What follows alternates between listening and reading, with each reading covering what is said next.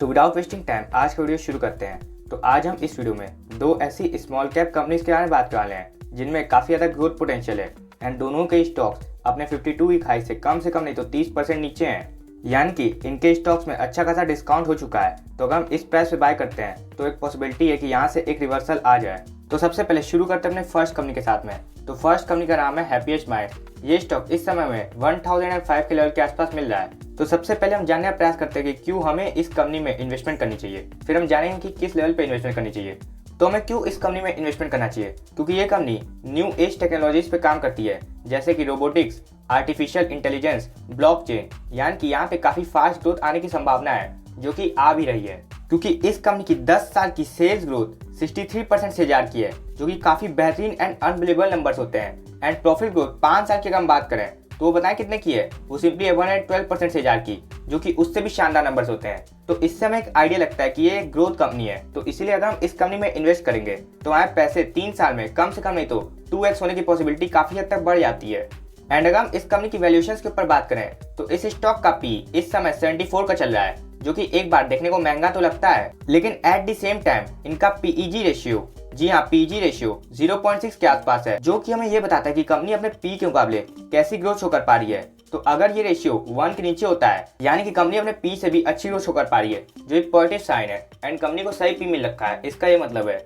तो आप यहाँ पे देखेंगे कि इस कंपनी का पीजी रेशियो 1 के काफी नीचे है, यानी कि ये कंपनी न केवल अपने पी को जस्टिफाई कर पा रही है, बल्कि उसको अपनी ग्रोथ से आउट परफॉर्म भी कर रही है।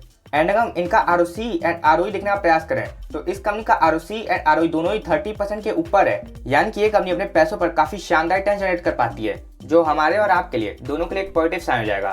तो चलिए अब बात करते हैं कि हमें किस लेवल पे इन्वेस्टमेंट करनी चाहिए। तो इस स्टॉक का मेजर डिमांड जोन 1000 के लेवल के आसपास आ रहा है। देखिए पास्ट में यही लेवल यहाँ पे इस स्टॉक का एक रेजिस्टेंस बना हुआ था। जब फाइनली इस लेवल को तोड़ दिया तो सीधे 1500 तक की रैली दे दी एंड उसके बाद जब करेक्ट होने आया तो फिर से इसी लेवल के आसपास सपोर्ट लेने लगा।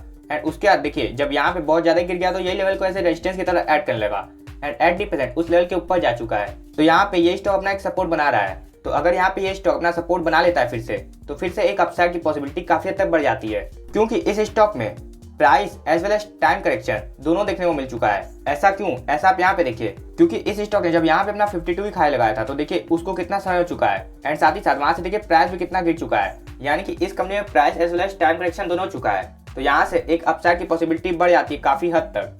वहीं अगर हम इस स्टॉक की मूविंग एवरेजेस देखें तो आप यहाँ पे क्या देख रहे हैं कि 100 एंड 50 डे मूविंग एवरेज दोनों ही 1000 के सपोर्ट के आसपास आ गई हैं, यानी कि 1000 का इस स्टॉक का काफी स्ट्रॉन्ग सपोर्ट है एंड 200 मूविंग एवरेज भी करंट मार्केट प्राइस से बहुत ज्यादा ही दूर नहीं है। तो लॉन्ग टर्म इन्वेस्टर्स के लिए ये काफी अच्छी बाइंग अपॉर्चुनिटी बन रही है। अगर हम इस स्टॉक की हेके जैसी कैंडलस्टिक देखें तो देखिए यहाँ पे कितना बड़ा ग्रीड का माहौल था एंड उसके बाद देखिए इतना बड़ा फियर का माहौल फिर से बन रहा है। तो अगर हम इस फियर के माहौल में इन्वेस्टमेंट कर देते हैं तो जब फिर से ऐसा ग्रीड का माहौल आएगा तो हमें काफी अच्छे फायदा होने की प्रोबेबिलिटी बढ़ जाती है, क्योंकि जब से ये कंपनी लिस्ट हुई है तो देखिए इस कंपनी का ऐसा नेचर है कि ये कंपनी पहले एक तरफा ग्रीड का माहौल दिखाती है एंड उसके बाद एक तरफा फियर का माहौल दिखाती है एंड उसके बाद यहाँ पे देखिए तो फिर से थोड़े बहुत रिवर्सल्स होना शुरू हो चुके हैं। तो यहाँ से एक अपसाइड की काफी हद तक पॉसिबिलिटी बढ़ती है।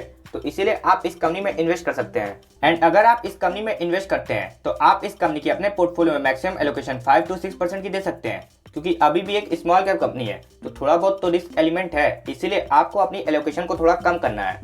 तो चलिए अब बढ़ते हैं अपनी दूसरी कंपनी की ओर। तो सेकंड कंपनी का नाम है ओरिएंट इलेक्ट्रिकल्स। ये स्टॉक इस समय में 270 के लेवल के आसपास मिल रहा है एंड इस स्टॉक का 52 वीक हाई 400 के लेवल के आसपास है, यानी कि वहां से इस स्टॉक में 30% की जोरदार गिरावट देखने को मिल रही है, जो कि एक बाइंग अपॉर्चुनिटी हो सकती है, जिसके लिए हमें जानना पड़ेगा सबसे पहले कि ये कंपनी करती क्या है, तभी ना हम जानेंगे कि इस कंपनी में क्यों एक बाइंग अपॉर्चुनिटी है।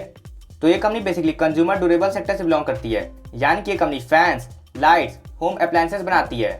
एंड इस कंपनी की सबसे ज्यादा खास बात क्या है कि ये कंपनी इनोवेशंस पे काफी ज्यादा ध्यान देती है, जो इसको दूसरे कॉम्पिटिटर से काफी अलग बना देता है। एंड साथ ही साथ स्मॉल कैप कंपनी होने के बावजूद भी ये कंपनी बेसिकली एक मार्केट लीडर कंपनी है। जी हाँ, फैंस के सेगमेंट में ये इंडिया की सेकंड लार्जेस्ट मैन्युफैक्चरिंग कंपनी है, जो काफी अच्छी बात है किसी भी स्मॉल कैप कंपनी के लिए।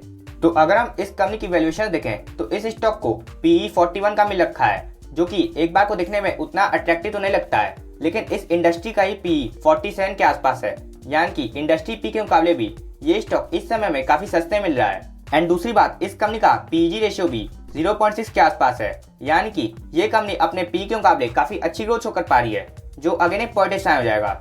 तो इस समय क्या पता चलता है कि एक तो इस कंपनी को अपने इंडस्ट्री के मुकाबले इस समय कम पी में रखा है, जो एक वैल्यू बाइंग हो जाएगी। एंड साथ ही साथ ये कंपनी ऐसा नहीं कि कम पी में रखा है तो कम ग्रोथ शो करती है, क्योंकि इस कंपनी का पीजी रेशो भी 0.6 के आसपास है। तो दोनों केसेस से हमें यही पता चल रहा है कि इस कंपनी में एक अच्छी बाइंग अपॉर्चुनिटी बन रही है। तो अब हम जानने का प्रयास करते हैं कि इस कंपनी में किस लेवल पे इन्वेस्टमेंट करनी चाहिए। तो इस स्टॉक का मेजर डिमांड उनका है वो सिंपली 250 के आसपास का लेवल। तो ऐसा क्यों? ऐसा आप यहाँ पे देखिए कि यही लेवल इस स्टॉक के लिए रेजिस्टेंस बना हुआ था। जब फाइनली इस लेवल को तोड़ दिया तो कितनी बड़ी रैली। एंड देखिए इतने बड़े लंबे टाइम फ्रेम में हमें स्टॉक ने इन्वेस्टमेंट करने का मौका नहीं दिया। एंड उसके बाद जब आज इन्वेस्टमेंट करने का मौका दिया तो सीधे अपने सपोर्ट जोन के आसपास मिल रहा है। एंड 80% भी ये स्टॉक इस समय अपने सपोर्ट जोन के आसपास ही ट्रेड कर रहा है, यानी कि यहाँ पे एक अच्छी बाइंग अपॉर्चुनिटी बन रही है। ऐसा नहीं है कि हम इस कंपनी में केवल ये बता रहे हैं कि डिस्काउंट है तो इसलिए आप इन्वेस्टमेंट करिए, क्योंकि इस कंपनी की ग्रोथ भी काफी शानदार है। क्योंकि इस कंपनी की 5 साल की सेल्स एंड प्रॉफिट ग्रोथ पता है को कितने की है? वो सिंपली है 63 एंड 61% से जार की। ये काफी बेहतरीन नंबर होते हैं किसी कंपनी के लिए, यानी कि लॉन्ग टर्म में इस कंपनी में काफी अनबिलीवेबल ग्रोथ आ रही है। तो इसीलिए अगर हम इस कंपनी में अपना पैसा लगाएंगे एंड हमारा कैपिटल अगर छोटा है तो काफी शानदार तरीके से ग्रो कर सकता है। वह अगर हम इस स्टॉक की मूविंग एवरेजेस भी देखें तो देखिए यहाँ पे ये स्टॉक अपने 200 डे 100 डे दोनों ही मूविंग एवरेज के नीचे है। एंड यहाँ पे 50 एंड 20 डे दोनों ही मूविंग एवरेज के आसपास सपोर्ट लेने की कोशिश कर रहा है, यानी कि यहाँ से एक अपसाइड की पॉसिबिलिटी बनती है, क्योंकि यहाँ पे दोनों ही मूविंग एवरेज आसपास आ गई हैं। एंड क्योंकि ये स्टॉक अपने 200 डे एंड 100 डे यानी कि लॉन्ग टर्म मूविंग एवरेजेस के नीचे है, यानी कि लॉन्ग टर्म इन्वेस्टर्स के लिए ये काफी अच्छी बाइंग अपॉर्चुनिटी बनी है, जो इस कंपनी में काफी लंबे समय से इन्वेस्ट करना चाह रहे थे। वहीं इस स्टॉक की हेकेनेशी कैंडलस्टिक हमें इस स्टॉक का एक माहौल बता देगी कि इस कंपनी की चाल कैसी है। तो देखिए ये कंपनी थोड़ा ऊपर जाती है, उसके बाद नीचे आती है, फिर ऊपर जाती है, फिर नीचे आती है, फिर ऊपर जाती है, फिर उसके बाद नीचे आती है, फिर ऊपर जाती है, उसके बाद फिर नीचे आई है। तो इसके हिसाब से अगला मूव क्या होना चाहिए? एक ऊपर का मूव होना चाहिए। तो अगर हम इस माहौल में इन्वेस्टमेंट कर देते हैं तो जब ये ऊपर का मूव आएगा तो हमें काफी अच्छी मलाई मिल सकती है। तो इसीलिए इस कंपनी में 80% काफी अच्छी बाइंग अपॉर्चुनिटी बन रही है। लेकिन अगर आप इस कंपनी में इन्वेस्टमेंट करते हैं तो आप इस कंपनी की अपने पोर्टफोलियो में मैक्सिमम एलोकेशन 4% की दे सकते हैं, क्योंकि ये हैप्पीएस्ट माइंड से भी छोटी कंपनी है, यानी कि यहाँ पे रिस्क एलिमेंट थोड़ा ज्यादा बढ़ जाता है, जिसको हम अपनी एलोकेशन कम करके अपना रिस्क मैनेज कर सकते हैं। तो ये थी आज की हमारी 2 कंपनीज जिनमें आप लंबे समय के लिए इन्वेस्ट करके चल सकते हैं एंड जिनमें काफी अच्छी ग्रोथ आने की पॉसिबिलिटी आगे भी है। एंड एट दी लास्ट अगर आप भी अपना portfolio free of cost review करना चाहते हैं तो डिस्क्रिप्शन एंड कमेंट में दी गई जीमेल आईडी पे हम अपना पोर्टफोलियो भेज सकते हैं। हम आपका पोर्टफोलियो फ्री ऑफ कॉस्ट इसी चैनल पे रिव्यू कर देंगे। एंड अगर आपको ये वीडियो अच्छा लगा तो हमारे चैनल को सब्सक्राइब करना मत भूलिएगा। तब तक के लिए दिस इज दान साइनिंग ऑफ।